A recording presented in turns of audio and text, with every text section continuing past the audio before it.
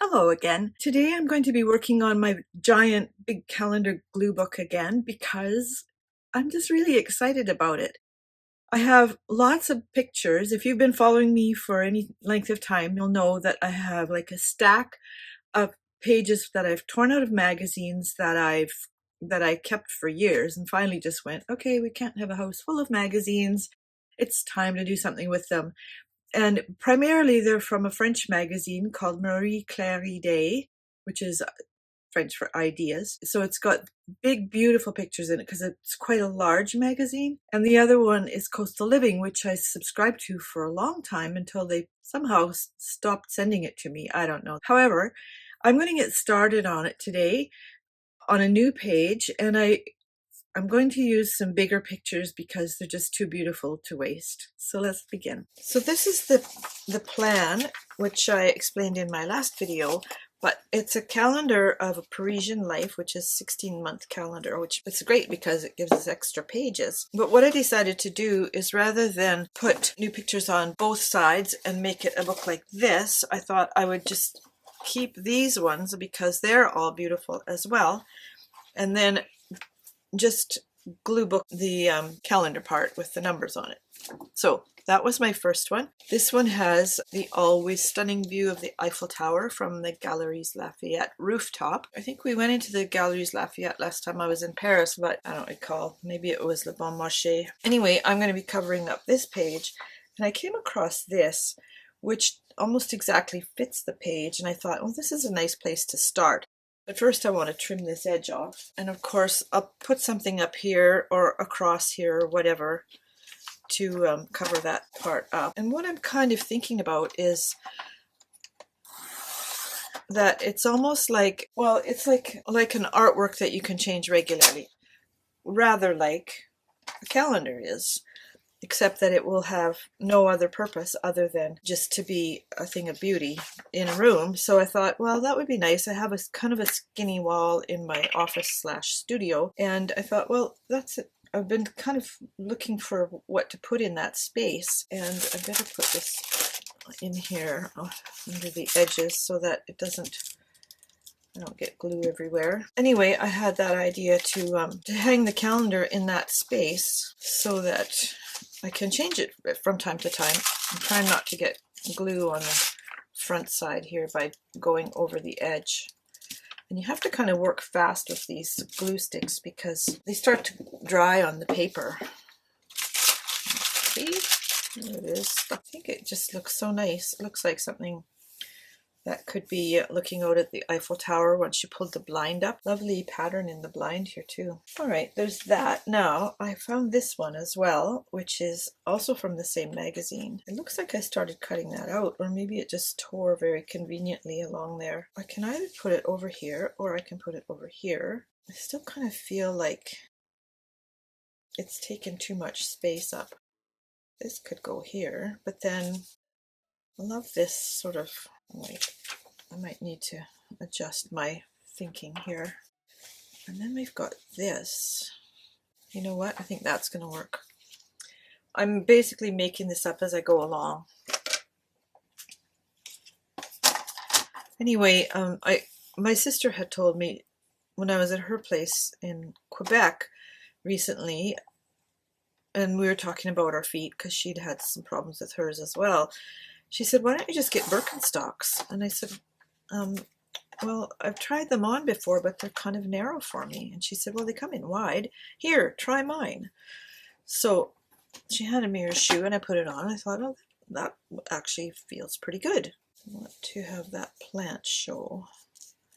So I'm going to make it about there. So I thought, well, next time I go to Vancouver, there's a store just around the corner from where one of my daughters lives. I'll just run over there and see what they've got. So I did that. And I tried the Birkenstocks and I thought, you know what, they actually don't work for me because they have a ridge under your toes and it doesn't land in the right place and blah, blah, blah. But while I was trying them on, I looked up and there was insoles. Yeah, that looks good. like that. I'm going to put that one there. They had insoles by Birkenstock, which are only 3/4 of the foot, and they have to have a bump behind the ball of the foot in order to take the pressure off the metatarsals, which are squeezing together and pinching a nerve. That's what it's all about. So this thing was perfect. So I took it out of the box and stood on it, and I thought, oh, I think this is going to work. So instead of spending a couple $100 on shoes, I just bought the insoles and popped them into a pair of shoes I already have, and it's a winner. So there's an update on that, which you may not be interested in my feet. That's fine. So let's see what else I can find. This is a definite maybe. So I'm going to put the maybes over here and the nose over here. So I need something kind of small. It doesn't have to look French, it just has to fit in that corner. That's kind of cute. She's pretty cute.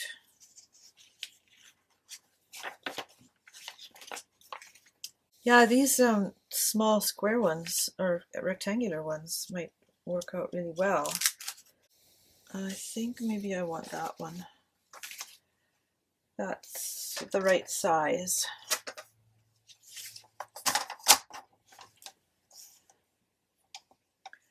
This is glue book at its simplest, I'd say. Just because I'm not doing a lot of frills or anything. So last time I was talking about my trip to New England that I took with my sister, and only got as far as the coast of Maine in my description.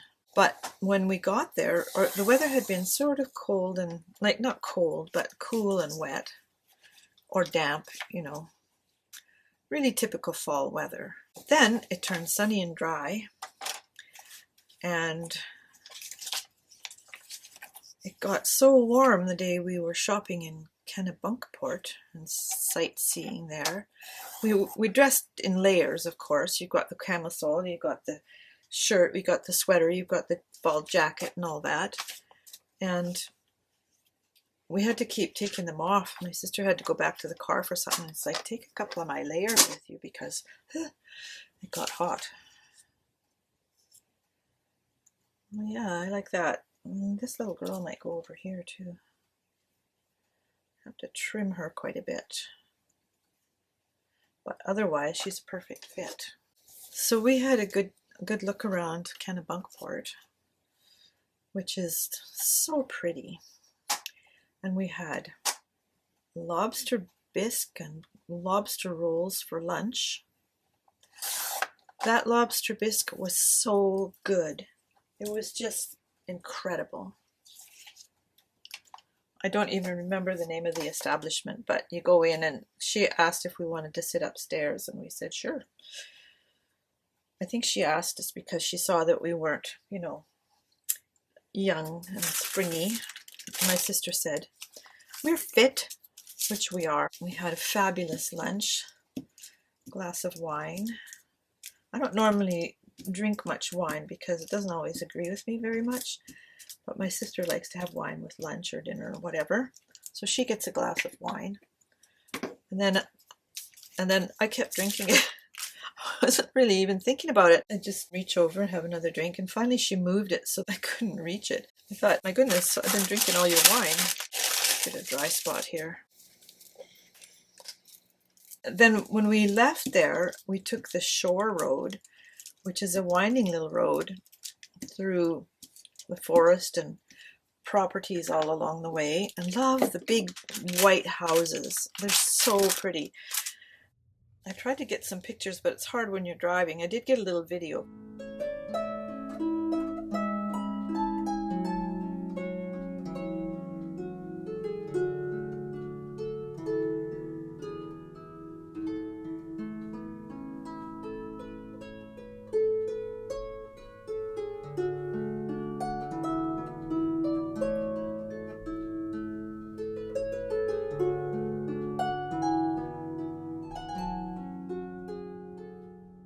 My My sister and I went to Kennebunkport and Ogunquit, just did a little shopping and things like that. And then we drove north and crossed the border back into Quebec and stayed at a bed and breakfast in a little town called Quebec. And then we went west again, back towards her place. And we went to a town called Knowlton, which is where the author Louise Penny lives. It's a lovely little town, and there's a nice bookstore there, so it was worth a stop. And we had lunch, and it was a little bit cool and rainy. And then we stopped at another cute town called Sutton, which is more of a ski town. Isn't that cute? It really ties in some of the colors here. And I would like also something over here. This green one I think would look good. Anyway, we stopped at the bookstore in Knowlton, and I bought an English magazine because it's English Country Living, which I like to buy from time to time. But I notice what happens is I don't get this, you know. It takes 9 hours by airplane to fly from over the ocean. Why does it take 3 months for the magazines to arrive? So like I see them in a local store. The Christmas ones are here in February or March, and nothing's up to date. However, for some also odd reason, it seems that if you live on the other side of the country, you get them on time. So I bought the English magazine Country Living, and it was the October one, and it was still October, so that was nice. So I want something that'll go right in here. Maybe books. There's that. Well, I've got the bigger books too. Let me see. I'll get some of those out and we can try them. And these ones I know are not see-through. Oh, I like that one. I'm not so sure about that one. Actually, I'm not finding any of these really are a fit. Like this one actually pulls in the colors. So this is going to be the one. And this is one that it had a sort of border around it, a white border, and I cut it off because I like them to be a little bit closer to the edge where the color starts. Now I just need to get it off the backing. There we go. Okay, in the meantime, I thought I would just mention something about trust. I was reading an article in a magazine today, or in a book today, about trust and how there's uncertainty in the world and people don't know who to trust. Well, I'd like to say there's always been uncertainty in the world, and there's only one person that you can trust, and that's God. So if you're trying to figure out who to trust and you're wandering around and uncertain and don't know where to go, just trust God. Like, take the simple route, the easy route, and go straight to God. There's my thought for the day. Now, I'm wondering, should I put some more? I think it needs a little something right there. So I guess this one kind of goes. Although you can tell I'm not completely convinced. Something that goes with both the green and this sort of browny burgundy, or one or the other. Actually, that one. These two both work. It's too busy. This one. This is the one I just tried, which is okay but not fabulous. So, and it's got writing that goes this way, which is a little bit more confusing. What does this have on it? I guess it has little bits of writing as well. Well, it's kind of neutral, so I think I'm going to go for it. And let's just park it right there. And do I need anything else? I don't think so. I mean, you can always go and go and go. I could fill it with all kinds of things, but I think it looks pretty as it is, and it would make a nice wall hanging, basically. So if I hung it up, I could say, well, you know what? It blends nicely with that and looks like Paris, or even not Paris. It just evokes the feeling. I like evocative things. So I'm going to leave it like that. Please have a look at one of these videos, and I will see you next time.